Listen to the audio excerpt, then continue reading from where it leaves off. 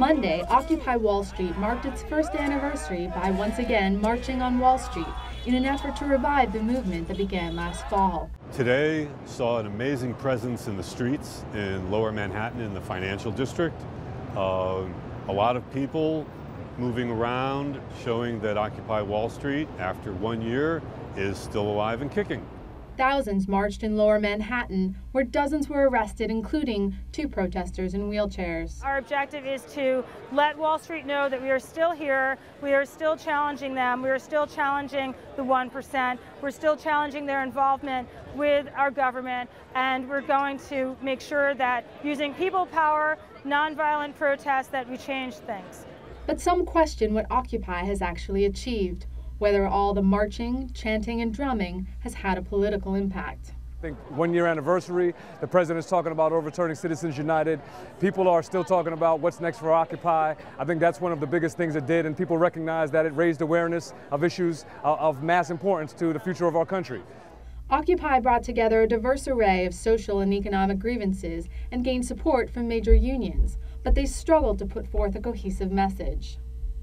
So at some point, you have to come out of your house, you have to be an American, you have to go onto the street, and you have to say, we're here. They stormed the streets, and a march across the Brooklyn Bridge in October led to more than 700 arrests.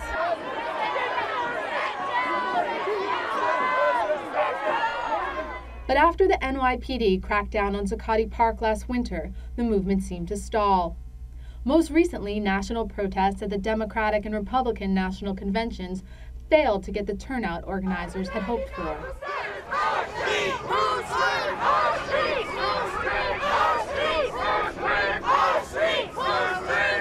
We had originally projected a few thousand, but the problem is that Hurricane Isaac decided that he wanted to,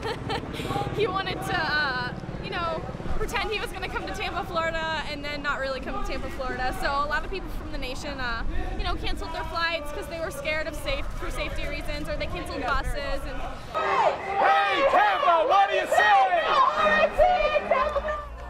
Monday's anniversary was a chance to celebrate the movement and possibly incite a resurgence. We never talked about inequality in our society until a year ago. Monday's protests show that Occupy still has enthusiastic supporters, but it is unclear where they go from here. I think one of the main things year 2 holds is the issue of debt.